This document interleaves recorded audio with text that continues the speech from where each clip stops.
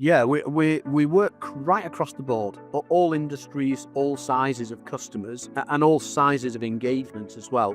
We offer a range of discrete services. Yeah, I mean, I definitely agree. I've worked on a number of those in my career. They're big, complex programs. I think for me, the fundamentals are you need to have a very well-defined scope. Blueprint is a bit Mickey Mouse process because the blueprint is written well ahead, which is not with a very little understanding, if you ask me, of the business by consultant, don't want to name it KPMG and all that. But different speed of journeys in each of the regions that you're supporting. And that's got to be taken into account in your, as you say, the legal structure. And I think a lot of companies are being fooled into thinking that they need large language models when in a lot of areas that they actually don't in the short term. What advice you going to give to the leaders in understanding what technology to select and where to invest? I think learning pays back 100-fold.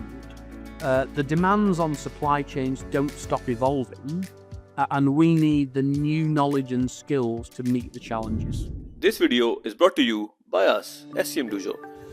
We provide awesome courses, guides, best practices for supply chain community. Hi folks, welcome to one more episode of the Supply Chain Show. We have got today Paul Fidian, which is a business development director for Europe in Jabil Corporation for supply chain procurement services.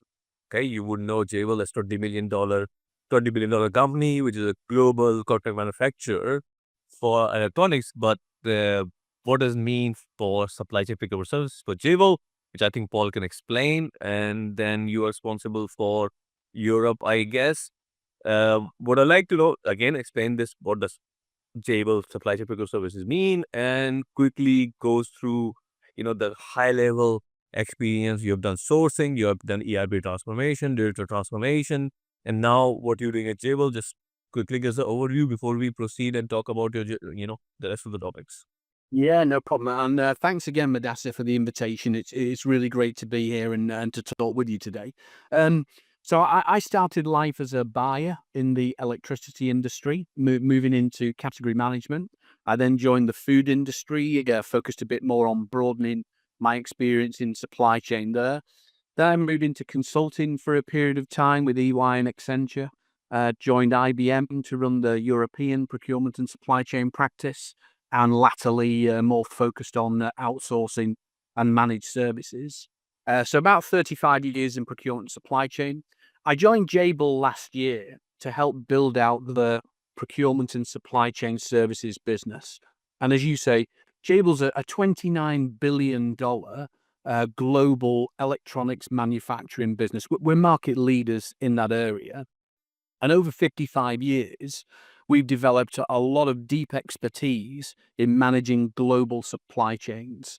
And 3 years ago, we decided that we would turn that out to be market-facing and provide services to the market based on our experience. So I now lead our business development efforts in Europe to grow that business. Okay, that's fantastic. Thank you very much.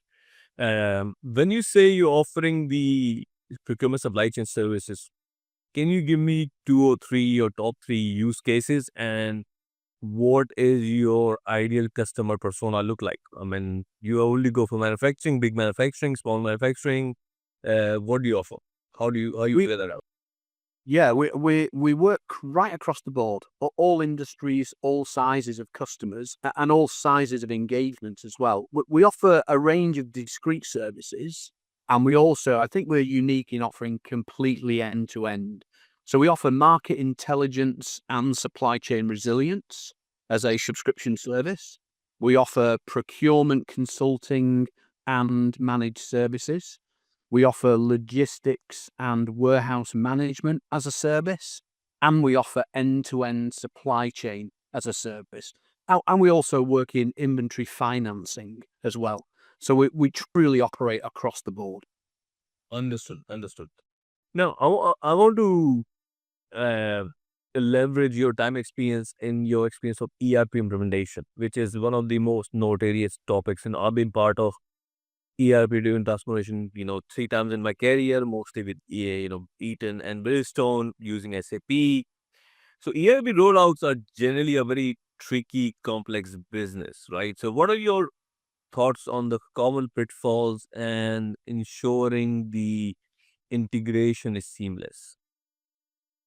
Yeah, I mean, I definitely agree. I've worked on a number of those in my career. They're big, complex programs. I think for me the fundamentals are you need to have a very well defined scope, and I think that needs to be protected by a strong design authority, so that we don't slip back into too much customization. I think it's got to be built on use cases, and it's got to be designed for the experience of the end user. Otherwise, it won't stick. And I think it's got to be backed by a lot of good change support in making the implementation happen. And I think if you don't have those four things, you're really in trouble. Very good points. So change management definitely the important point, and I think in my experience, people realize this after the event, after the launching the project, not at the initial stage. But in my experience, this blueprint is a bit Mickey Mouse process because the blueprint is written well ahead, which is not with a very little understanding, if you ask me, of the business by consultant, don't want to name it KPMG and all that. And when they actually start rolling out, and then they found new issues or then which is the reality of the business, right? How the actual process on the ground works. And they keep going back saying, oh, it was not in the blueprint and you have to pay more money. And it just pissed me off so much. I'm saying the blueprint you written was shit. Don't they keep telling me it was not a blueprint. It's not a Bible or Quran that is not going to change. Yeah. Yeah, I think the blueprint can only ever be a place to start from. Yeah. And if you're clever in doing your design, you should always be honest in comparing your reality to the blueprint, because that way you will get a better estimation of the complexity of your implementation and the real changes you've got to make in the business to make it stick. So I agree. Yeah. No, so thank you very much. So now we move to the global complexity and strategy because I think you work on a high level. One thing I've noticed is, especially organization, I was in Middle East, I work for Europe, and I work for a small time USA. Generally, there's a global strategy or supply chain strategy or business strategy. But when we try to regionalize it, right, it doesn't work, right?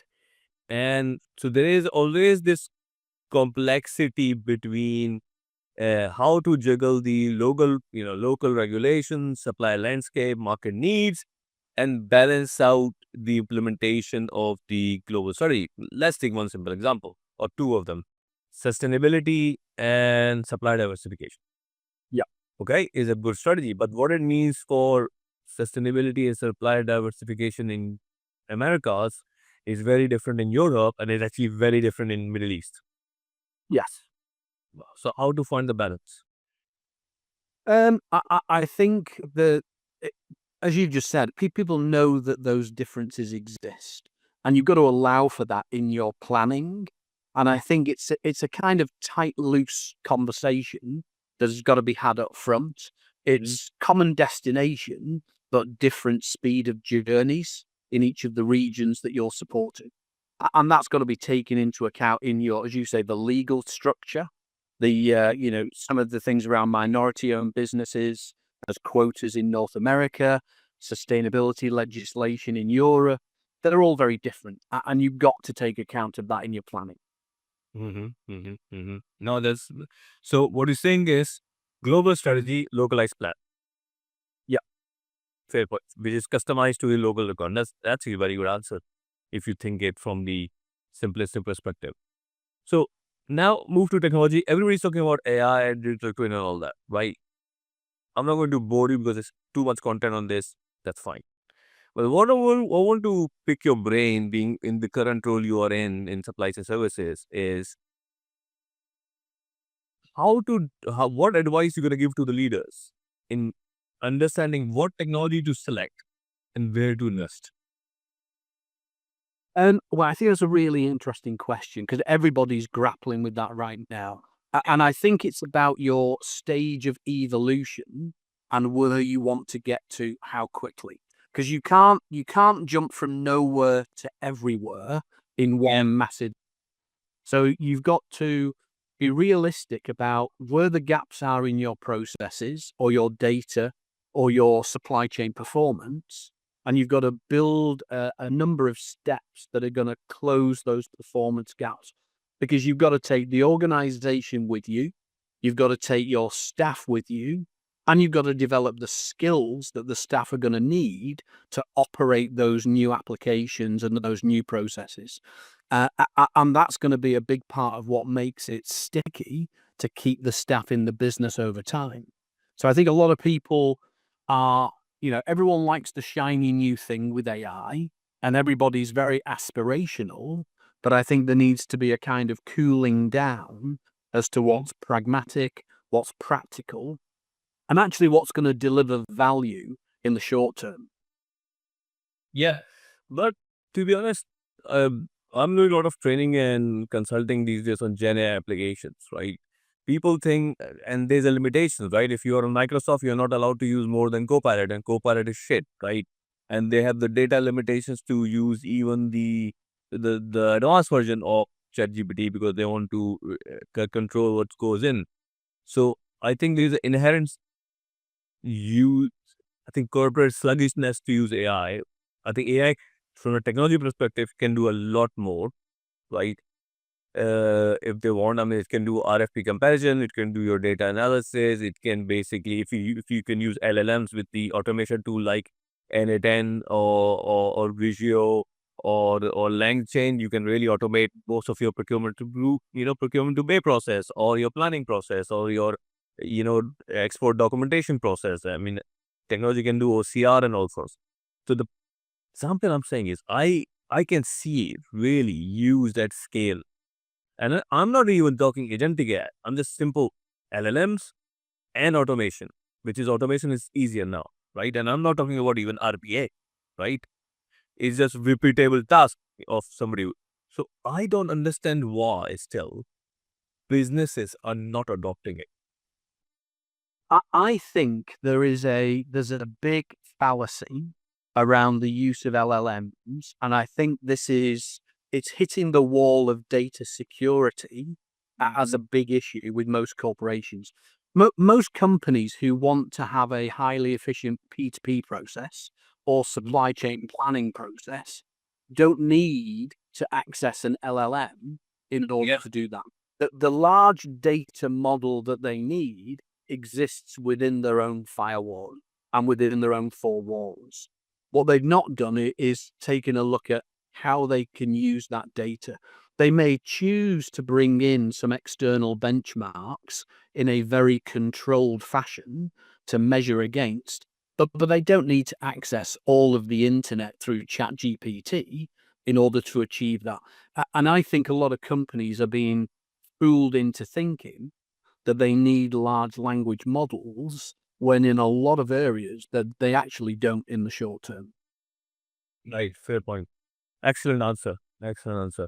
Now, I want to, at SCMDOJO, we are basically supply chain learning and development academy, and we have built the world's biggest best practices and stuff. So our thesis was that supply chain is actually a transferable skills, right? It doesn't matter what vertical you are in. You could be aerospace or automotive, or you could be pharma, or you could be oil and gas. The way you understand inventory or MRP or planning or sourcing is same. So we created the best practice in the academy. We got more than 70, we got 73 courses. We've got 80 of them. That makes us the biggest academy in the world. What I've noticed is, if you pick any supply chain leader, right, and you ask him, tell me your top 3 challenges, and you can say, oh, business transformation, technology adoption, and people is our biggest asset. We want to develop people. Fine, great. You ask this next question, okay, what's your budget? How are you developing people? Oh, we're looking into the certification and all that. Fine. But if you go on the ground and say, okay, and you talk to them, what budget you have assigned, and you have any training programs to build the competencies, zilch is happening. Nothing is happening, in my experience, right? But now, you are into supply chain services and consulting and transformation business. In my view, you cannot transform, you can implement the best system, but you cannot implement the best processes to use the best system unless you have people who are smart enough or trained enough, not smart enough, maybe wrong, but trained enough, competent enough to understand the process to use the system. And that's why this, in my view, multi-million-dollar system investment fails, not because the system was crap, it's because the people competency was not developed at the same time to implement the system. So I have a two-part question here.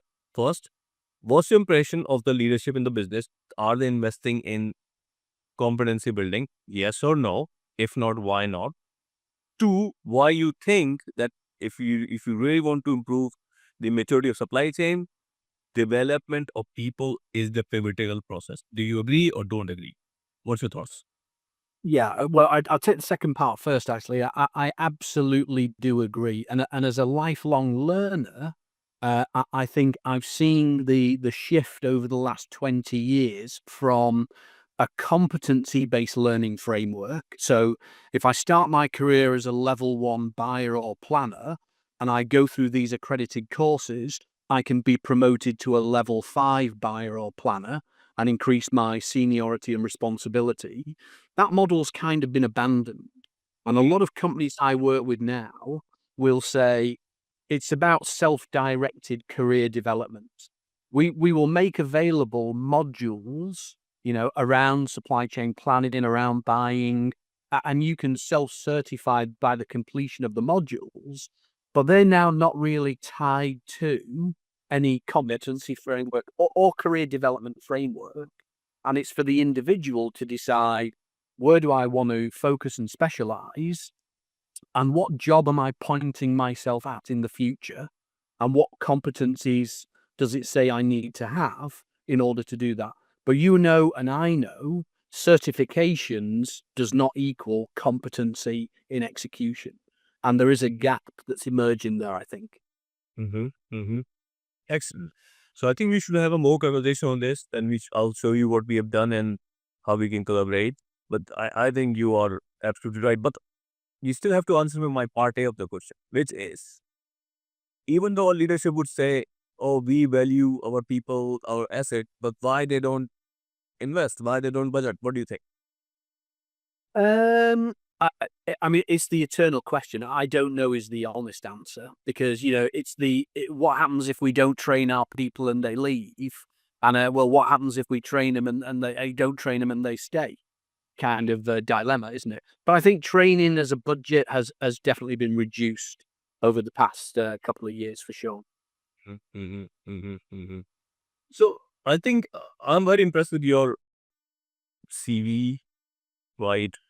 And I think you are one of the proven leaders in the business, right? Yeah, and you have done transformation projects and all that. If you have to give top 3 tips, leadership tips for any middle manager, aspirant leaders, what do you say? I think communication is the master skill, and it's a learned skill, and it doesn't have very much focus at all. So communication is number one. I've become a planner, around big ERPs or big transformation programs. I've become a planner. And I go back to what Eisenhower said, plans are nothing, planning is everything. Because if you're working with IT specialists, technical specialists, functional specialists, sometimes the plan is the only common language on a major program. And it's where you can anchor the team. But it allows you then to talk to literally everybody on the team and, get their input to the plan, risks, issues, what-if scenarios, how could the plan change, which offers them some ownership of the plan, but also allows you to teach and coach them as you go through the various stages of a program. But it's the involvement of literally everybody from, C-suite all the way down to, the most junior graduate hire that you've got in owning and shaping the plan, I think. So, communication always, involvement of people, and just, treating people as people, I think is absolutely critical. Fantastic. I think that's a good summary. I'll tell you how your answer will be more useful. I'm going to tell you it after we finish recording. Now, I'm going to move to, I think, last part of the session. So I want to discuss the future outlook with you, right? So if you have to say, and I think we know about AI going to change. So I think let's take for granted, right? But if you have to pick, okay, this is my second and third thing to look out for future, which you would suggest to leaders to look at. We know AI will change. Take that aside. So what are the other two things you would pick? It's hard to separate because AI is going to infuse absolutely everything now. I think the answer is going to be around your transformation capabilities, because it's not going to be an individual technology. If I look at the number of point solutions that exploded over the last 10 years, a lot of those are going to get wiped out by general AI platforms. Jabil has invested in a joint venture with our AI platform called ID8, and we can replicate, I would say, 80% of the point solutions on the market today within our platform. So for companies that want to take a modular approach to transformation, start the journey, grow over time, but not need to buy it in one big bite in the way we used to have to buy ERPs, then they're going to want to stay under one roof, remove the integration effort of multiple point solutions, but be able to grow the capability with each kind of release. So there isn't a kind of blockchain or automation easy answer to that, because I think it's all going to be infused with AI. But data quality, useful information, useful intelligence will always be critical to good supply chains and good procurement teams. Sure. So I think very well said. I think that because of the technology is changing so fast, right? Especially AI, I think the rate of change is much faster than ever. So I think the rate of transformation needs to be changed with the same speed, right? And it can only happen, in my view, if you got people who's, I think, adaptive enough, flexible enough, have a learning capacities to learn the new things enough to change. So if you're not learning fast enough, you're not going to transform fast enough. You're not going to transform fast enough. You're not going to improve fast enough. So that's my thesis right now. Okay, then we move to the fun part, right? And this is where you have to be sharp. And I'm going to reading some quickfire questions, and you have to answer quickfire. If you don't answer, I'll move to the next one. Okay, here you go. You ready? Okay. One word that captures your philosophy in supply chain transformation. Innovation. Innovation. All right. Your most important metric for supply chain success. On time in full, because it's always all about the customer. Absolutely correct. I'll say the same thing. 100% agree. One book, podcast, or mentor that shaped your career mindset. Oh, I would say John Gatorma. I was lucky enough to work with him early in my career and to contribute to 2 books that he wrote. He's an Australian, very well respected, globally respected guy in supply chain. Very influential. Right. And what's the books all about? Can you give me the names if you remember? The ones that I work with him on: supply chain cyber mastery and strategic supply chain alignment. Nice. Okay, that's good recommendation. In one sentence, what makes supply chain learning and development competitive advantage? I think learning pays back 100-fold. The demands on supply chains don't stop evolving, and we need the new knowledge and skills to meet the challenges. Fair point. Very well summarized. Oh, it's been pleasure. We generally try to keep things short and sweet, right? Because people can get more value. One thing I like about your answers in this episode is you are a perfect host for shorts. You know what we seen on Reels on Instagram, like 1-minute videos. Yes. Right. So you answered in a way that we can make a lot of reels out of this episode. And thank you for having us. Thank you for coming. Thank you for my time. The invitation. Thank you for sharing your knowledge. And I just want to say thank you to the viewers. This would be, I think, 77th or 80th episode because we got few in backlog. If you would not be watching, we won't be making. So hopefully you like this episode. Drop in the comment and I'll see you in the next one. Cheers. Bye.